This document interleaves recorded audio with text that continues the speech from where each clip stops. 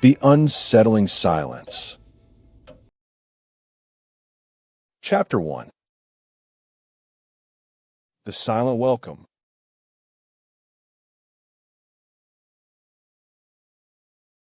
I stepped into my new apartment, the sunlight dancing through the windows and casting an eerie glow over the sparse furnishings that filled the rooms. Excitement pulsed through me as I gazed around at the space that would be my sanctuary for the next year. A chance to start anew in this city's bustling college town. A chance to spread my wings without the watchful eyes of my parents back home. It was finally time to experience real independence. No curfews or constant reminders of what others thought I should do with my life. As I unloaded boxes and suitcases, a sense of calm settled over me, washing away the lingering fears of leaving behind everything familiar. Days passed, and the apartment felt more like home as each item claimed its place on shelves and in corners. The creaking floorboards were now an old friend's familiar greeting, while the ticking clock became my heartbeat in this silent sanctuary. I settled into a routine: classes during the day, work at night, and sleepless hours spent reading under blankets by the window. But soon, something altered. An unsettling stillness crept over me, a quiet so profound it made the hairs on my neck stand on end. Each night, as the world outside grew silent, I'd hear whispers, thin and distant yet unmistakable. They came without warning, sometimes in my dreams, other times as I drifted off to sleep. Always, they vanished before dawn, leaving me shaken. The first whisper was like a breathy sigh, then it grew louder, a raspy voice speaking words too indistinct to decipher. Over time, the whispers intensified. One evening, after returning from class, I heard a name, Jenna, repeated with maddening frequency in the stillness. My pulse raced as I scoured each room, but no one was there. In the dead of night, when shadows cast by moonlight seemed to move of their own accord, I'd catch phrases, "Wait for me," and "Leave now," drawn out and menacing. No neighbors were ever present. I checked my watch every few minutes to convince myself. This wasn't just a product of tired imagination or the isolation of living alone. The whispers grew louder still, seeping into dreams, haunting my waking moments. I tried shushing them, telling myself they were hallucinations born from exhaustion and loneliness. But there it was again, the name Jenna, echoing through walls thick enough to mute passing cars on the street. One evening, huddled with a cup of coffee and an open book, I clutched the pages tightly as the whispers sharpened, becoming words. Run. My heart pounded in time with my ragged breaths as shadows flickered around me like grasping fingers. With every night, they drew closer, no longer confined to darkness.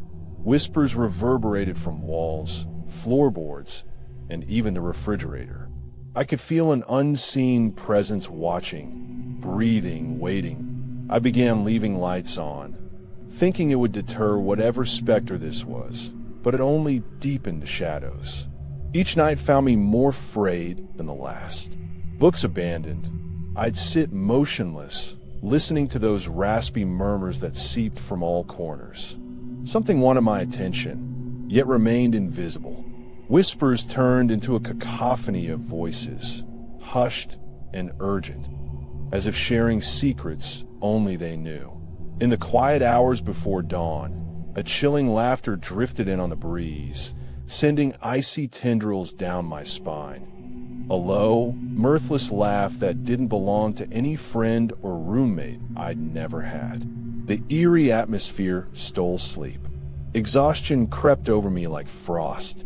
On the third night, dreading this ritual of dread, I faced the oppressive quiet with a flashlight clutched in trembling hands and approached each room. "I'm here," I called out into the void, hoping against hope that whatever it was might show itself. The laughter returned, A low chuckle from behind me. Dreadful because there wasn't anyone back at the entrance of my darkened living room. In the flickering light's glow, a draft carried the whisper, "Find me," across my lips. Trembling, I ventured further in, my heart pounding like a drum inside my chest. An open closet revealed nothing but moth-eaten coats and forgotten boxes, their contents lost to shadows cast by night lights. Each step echoed. Suddenly, a floorboard creaked behind me, a solitary sound amidst the hush, and with it came the unmistakable sensation of unseen eyes on me. A presence moved. Dread congealed in my stomach as I whirled, light trembling between my fingers, illuminating nothing but a blank wall. The laugh came again, the same raspy chuckle from before. Then an oppressive stillness returned, leaving me questioning sanity. A week passed. The apartment's unsettling silence was broken by a knock at the door. A neighbor introduced himself as Marcus, who had taken up residence next door over the summer break. His voice and steady gaze put me at ease as he invited himself in, curious about my constant light displays during the late hours. I couldn't explain those whispers or the shadows that skittered in corners when no one was there. Over steaming coffee, we exchanged stories of college life and dreams. The tension dissipated. Marcus left with a friendly smile, promising to introduce me to other roommates at an open house party tonight. Perhaps it wasn't just my mind playing tricks after all. That night, I fell asleep clutching the flashlight under blankets, desperate for one uneventful moment. But as moonlight painted my face and shadows grew restless, they swarmed closer than ever before, a swirling darkness that danced around me in the gloom, whispers growing louder still. Suddenly, a hand clutched my ankle with an icy grip. I shrieked, yanking free to find only shadows where fingers should have been. But when I turned, there stood Marcus on the threshold, eyes wide and pale in the light's glow. "You know what that is?" he whispered, stepping closer. I could make out his lips, but not the words. He reached for me, and before I could react, a scream tore through my mind as it came from within, a voice, the one I'd heard nightly, "Find me," in a tone that sent chills down my spine.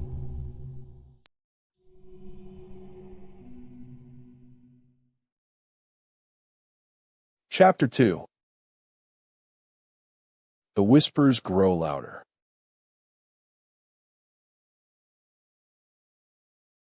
The open house party had become an oasis, a brief reprieve. Roommates, all friendly and in their early 20s, welcomed me with genuine warmth. Their chatter filled the space as I sipped wine among them, but when they left for the night, it was back to the suffocating hush. The apartment breathed its strange air once more. Marcus called, checking on his new neighbor. In the darkness, an unseen force wrapped itself around me. I clutched my phone, readying to make a frantic call as he reached out, his hands gripping mine warmly. "I know what you're hearing," he said breathlessly, pulling us into the hallway outside. We emerged onto the landing, facing an eerie void between buildings that seemed to yawn open, a vast expanse of shadow and moonlight. "They say it's haunted." A chill coursed through me as a gust swept by, extinguishing his lighter flame.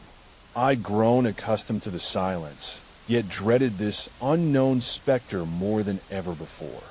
Marcus lit another match. Its glow cast him in an otherworldly light.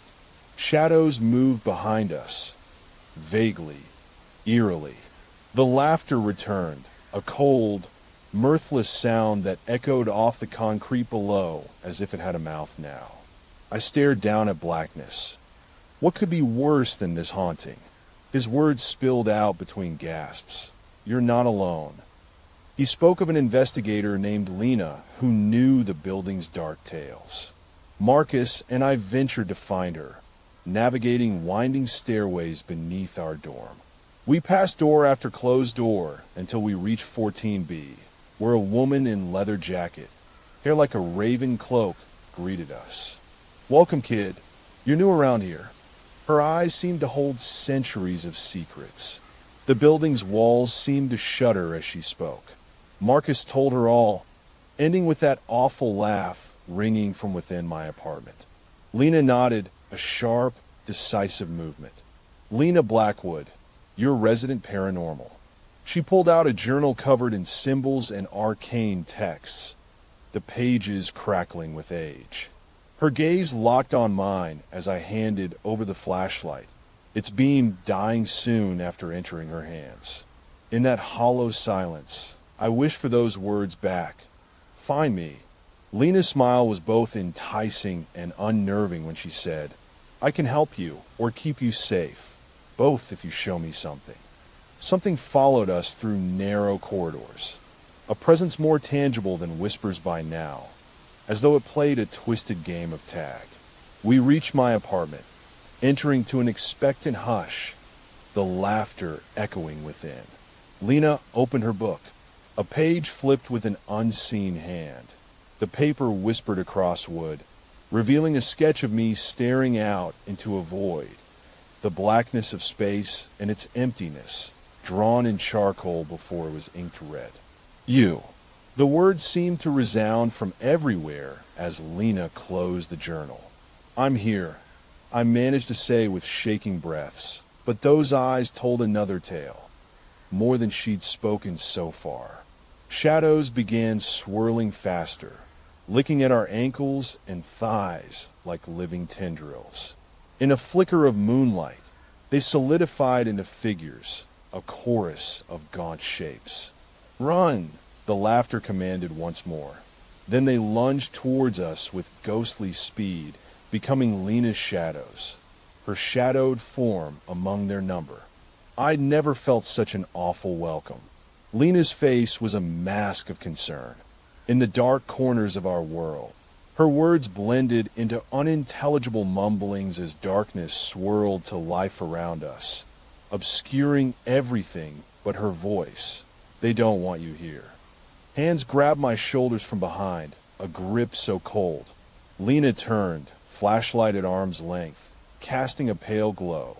The thing staring back had my face, the mouth twisted into a rictus grin that mirrored mine in every curve. As Marcus gasped, Lena closed her journal with an ominous thud. "We have you now," a voice hissed, a breath before speaking clearly, my own name, once buried within pages. "Find me." In the sudden quiet, she spoke over the hum of our racing hearts. "Run." The laughter returned, closer than ever before, and it was no longer laughter. It had become the sound of my name in a mocking tone. Lena's shadowy cohorts dissipated into their ethereal gloom, leaving only that haunting laugh as an echo. Marcus stumbled backward, eyes wide with dawning fear. "It wants me," I whispered, voice barely audible above the haunting mirth, a cold truth.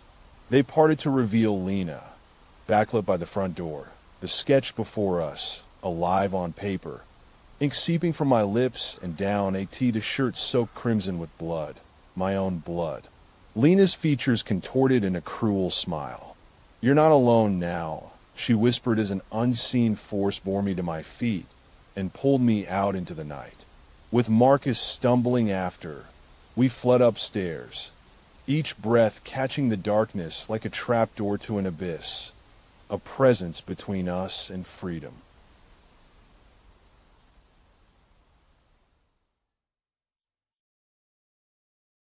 Chapter 3. The Final Whisper.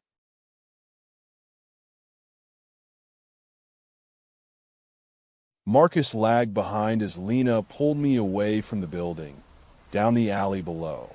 I'd never felt so vulnerable in my life, but then he joined us, his eyes reflecting pure terror. Lena yanked us both into the light of a street lamp's faint glow. Two girls running, drenched in shadows, blood dripping from Lena's shirt onto the wet pavement. She turned to me with that grotesque smile, a face I couldn't meet, a visage so twisted it wasn't human anymore. In an apartment above the city club, they'd left us. Lena spoke of a pact she'd made, binding herself to this haunting presence in exchange for knowledge. Immortal life and powers beyond my wildest dreams or nightmares. The thing's not human. Marcus, huddled against the wall, stared at his blood-soaked shirt, now crimson where my face was painted red on that Tita shirt, the ink still seeping through. I looked up. Lena's visage had shifted towards something grotesque and inhuman, a cruel grin with skin like dark paper. "You'll be its new companion," she said as they vanished into the abyss. Lena leading the way, Marcus stumbling behind, into a blackness that swallowed them without a sound. I turned to run, heart pounding, down stairways we'd once climbed together in an unending fall. The darkness caught up with me, and I heard those echoing laughter, Lena's voice in my head, "Find me." "Wait!" I called out, but they were gone, vanished into an abyss beneath the city streets, a void that had swallowed what was left of them, the last shred of humanity torn from me before falling. The blood on my shirt hardened as crimson ink. I stumbled through the alleyway until I collapsed to floorboards with eyes full of Lena's face, papered, thin and grotesque, a visage not human or even recognizable. "Find me," it commanded, and then Lena whispered, "They've come for you."